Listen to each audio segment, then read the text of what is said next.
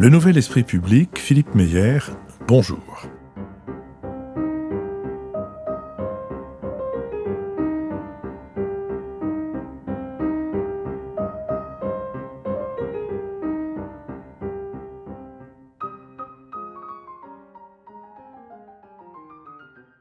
Bonjour, merci de nous avoir rejoints pour nos badas de la série Si c'est pour la culture, on l'a déjà donné, qui me donne aujourd'hui l'occasion de recevoir Laurent de Wild, pianiste, homme de radio, écrivain, ancien élève de l'école normale supérieure, bref, un homme en forme de couteau suisse. Laurent de Wild, bonjour. Bonjour.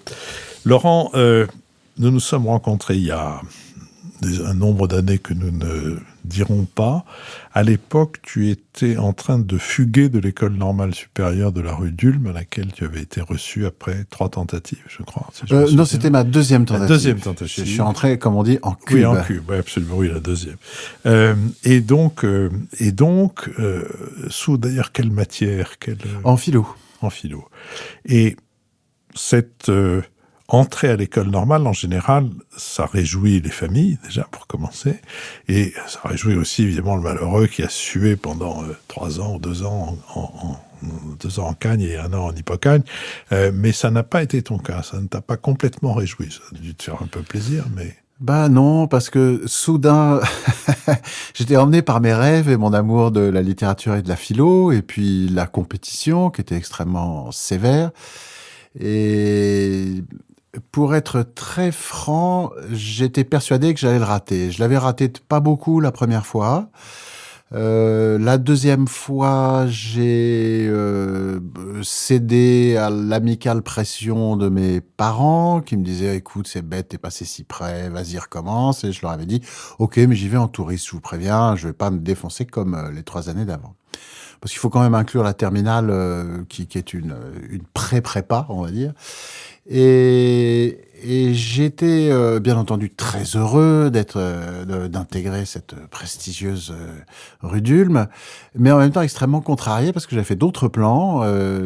Comme j'étais persuadé que j'allais rater, j'étais prêt à partir à la Berklee School of Music pour rattraper le temps que j'avais perdu à potasser mes classiques et à potasser. J'étais prêt à potasser d'autres classiques, ceux de la musique, qui étaient devenus, je dirais, un colocataire de mon existence dans un habit et un appartement beaucoup trop étroit, et j'en pouvais plus, quoi. J'avais vraiment envie de faire de la musique. Et soudain, la réalité m'est tombée dessus, c'est-à-dire que quand on intègre l'école normale supérieure, ce qui est tout à fait normal, on doit... On a un salaire et donc on doit 10 ans de sa vie à l'État pour passer les concours CAPES à Greg ou passer voir une thèse.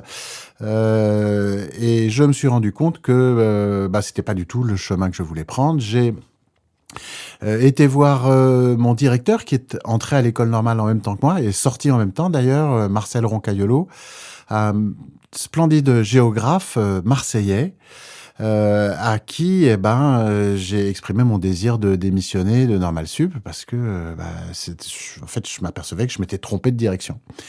Et il m'a dit, mais démissionner, mais pourquoi? J'ai dit, parce que moi, en fait, j'ai envie de faire de la musique. Il me dit, quel genre de musique? Je lui dis, moi, ce qui me passionne, c'est le jazz. Et il me dit, le jazz? J'adore le jazz. Que diriez-vous? Ne démissionnez pas. Que diriez-vous d'aller faire un stage au service culturel de l'ambassade de France à New York? Et là, tout d'un coup, une sorte de troisième voie s'ouvrait sous mes pas et avec beaucoup de reconnaissance. D'ailleurs, je lui ai dédié mon premier enregistrement réalisé à New York, Off the Boat. Je me suis donc installé à New York. Enfin, ça s'est passé en 2 temps. J'ai donc passé une année à New York où alors j'ai un petit peu réajusté mes plans. Je me suis dit, je vais pas aller à Berkeley, je vais rester à New York dans une école de musique. Je suis revenu à Paris soutenir ma licence. Puis je suis reparti à New York, je suis plus jamais rentré. Enfin, plus jamais, je suis rentré. Donc là, j'ai intégré en 81 et donc je suis rentré de New York en 91 et je me suis tranquillement dissous dans l'activité musicale new-yorkaise avec la bénédiction de mon directeur qui est décédé hélas depuis et qui j'espère nous entend et que je remercie encore chaleureusement. Oui, je crois que les gens qui ont connu Roncagliolo savent à quel point c'était un personnage attachant et en même temps qu'un géographe tout à fait exceptionnel. Les États-Unis ne vous étaient pas inconnus, même si vous n'y aviez pas passé une longue partie de votre enfance, mais enfin, vous connaissiez déjà New York. Alors, New York, non, je suis né aux États-Unis, mon père travaillait à l'époque, à Washington, mon père travaillait à l'ambassade à ce moment-là, et donc j'y ai passé les 4 premières années de ma vie, je pense suffisamment pour entendre le son de la langue, garder le souvenir gustatif du beurre de cacahuète auquel j'ai été accro pendant très longtemps et des petits raisins secs en boîte de la marque Monarch. Disons que c'est un peu comme ça que les États-Unis sont entrés dans votre existence. Le jazz, comment ? Parce que il y a des tas de possibilités d'entrer dans la musique. Il ne suffit pas d'être né aux États-Unis et d'en être parti à 4 ans pour que le jazz devienne un élément constitutif de vos goûts. Eh bien, mon cher Philippe, je me suis posé très longtemps la question, parce que personne autour de moi, ni dans ma famille, ni dans mon milieu, ni dans mon école, n'écoutait du jazz. Et en fait, la révélation m'est venue quand je suis allé jouer à Tbilissi, en Géorgie, et je suis tombé sur un jeune pianiste qui avait 14 ans, et qui jouait avec son trio dans un petit club qui était bondé. Et ce pianiste était un véritable prodige. C'est étonnant d'ailleurs, on n'a plus entendu parler de lui après. C'était un prodige, c'est-à-dire qu'il jouait un petit peu dans la veine de Keith Jarrett, mais c'était pas une imitation, c'est-à-dire qu'il avait compris les règles du jeu, il jouait lui-même avec ses règles, avec une liberté qui était totalement incompatible avec son âge. Alors, je ne sais pas si ça vous est déjà arrivé de tomber sur des petits prodiges, des petits Mozart, des gens comme ça. C'est une expérience totalement confondante parce que il y a forcément une explication surnaturelle à ces dons. Et ça m'a amené à réfléchir à ces contes de fées. Vous savez, la fée qui se penche sur le berceau et qui lui dit « tu sauras ci, tu sauras ça ». Et de fil en aiguille, je me suis persuadé que chaque nourrisson dans son berceau a une bonne fée, ou une mauvaise fée d'ailleurs, qui se penche sur son berceau, qui dit « toi, tu brilleras en serrurerie, tu brilleras en peinture, tu brilleras en charcuterie, en crime organisé. » Bon, et moi, c'est la fée du jazz qui s'est penchée sur mon berceau. J'ai pas du tout la prétention d'être un prodige, et c'est la raison pour laquelle je suis allé aux États-Unis. C'est pour en quelque sorte rattraper le temps que j'avais perdu à préparer le concours. Donc, il m'a fallu beaucoup d'énergie pour remonter le courant en quelque sorte. Mais mon expérience plus tard dans la vie m'a révélé que les gens qui aiment le jazz sont extrêmement divers. Ça va depuis notre cher Jacques Delors, président de la Commission européenne, l'ancien ambassadeur de France à Washington, François Bujon de l'Étang, qui est un des membres de et un guitariste émérite, absolument magnifique, fan de Wes Montgomery, et en même temps dans les bureaux de l'Élysée pendant mai 68, en train de mater l'insurrection jeuniste. Bref, jusqu'aux employés de poste qui me reconnaissent, ils disent « Vous êtes Laurent de Wild, le jazzman, j'adore ce que vous faites ». Donc c'est quelque chose de très transversal dans la société, dans le monde en général, très loin de l'image que on veut donner d'une musique élitiste, absconce, réservée aux connaisseurs. Il y a beaucoup de gens de toutes catégories sociales et de toutes confessions, je dirais, à qui le jazz parle. Et ça reste un mystère aujourd'hui. Oui, je me demande s'il n'y a pas eu, dans l'image que le jazz peut avoir, je me demande s'il n'y a pas eu un tournant au moment du free jazz qui a fait basculer le jazz, l'image du jazz vers l'image d'une musique élitiste, je ne sais pas, mais en tout cas qui ne cherchait à s'adresser qu'à un petit nombre de gens, parce que jusque-là, il me semblait qu'au contraire, le jazz, c'était plutôt synonyme d'une sorte de vitalité, de liberté. Sidney Bechet, Glenn Miller, la Libération... bien entendu, mais c'est-à-dire il faut savoir qu'en France le jazz a toujours été divisé en deux courants. Hein. On est un pays extrêmement dialectique. Alors il y avait, c'est la fameuse polémique des figues moisies, les amateurs de jazz hot comme on disait à l'époque, c'est-à-dire Louis Armstrong, tout le jazz de la Nouvelle-Orléans, et puis le bebop qui arrive donc pendant la Deuxième Guerre mondiale et qui déferle en France dans l'après-guerre. Qui devient une musique beaucoup plus absconce. C'est plus une musique sur laquelle on danse, c'est une musique avec des tempos très rapides, avec des démonstrations de virtuosité absolument extraordinaires, et ça donnait lieu à des véritables bagarres à la sortie des concerts entre figues moisies et raisins aigres, comme les dénommait notre cher Boris Vian.